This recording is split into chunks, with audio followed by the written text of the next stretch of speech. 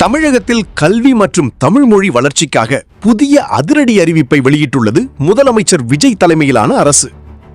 உலக தமிழாராய்ச்சி நிறுவனத்தில் படிக்கும் மாணவர்களுக்கு மாதம் ரூபாய் 2000 கல்வி உதவித்தொகை வழங்கப்படும் என தமிழக அரசு அறிவித்துள்ளது.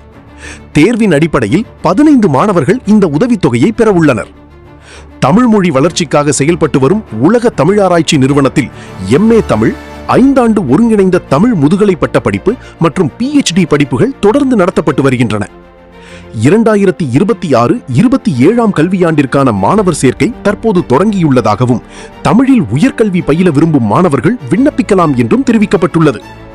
மேலும் மாணவர்களுக்கு இலவச விடுதி மற்றும் உணவு வசதியும் ஏற்பாடு செய்யப்பட்டுள்ளதாக அரசு அறிவித்துள்ளது.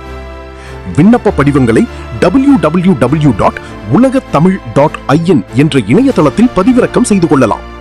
பூர்த்தி செய்யப்பட்ட விண்ணப்பங்களை தேவையான கல்வி சான்றுகளுடன் சென்னை தரமணியில் உள்ள உலக தமிழாராய்ச்சி நிறுவனத்திற்கு அனுப்ப வேண்டும். தமிழை உயர்த்தவும் மாணவர்களை ஊக்குவிக்கவும் தமிழக அரசு மேற்கொண்டுள்ள இந்த அறிவிப்பு மாணவர்களிடையே பெரும் வரவேற்பை பெற்றுள்ளது. இந்த மாதிரி முக்கியமான செய்திகளை உடனுக்குடன் பெற தமிழ் நியூஸ் கேட்வே சேனலை சப்ஸ்கிரைப் செய்யுங்கள். பெல் பட்டனை அழுத்த மறக்காதீர்கள்.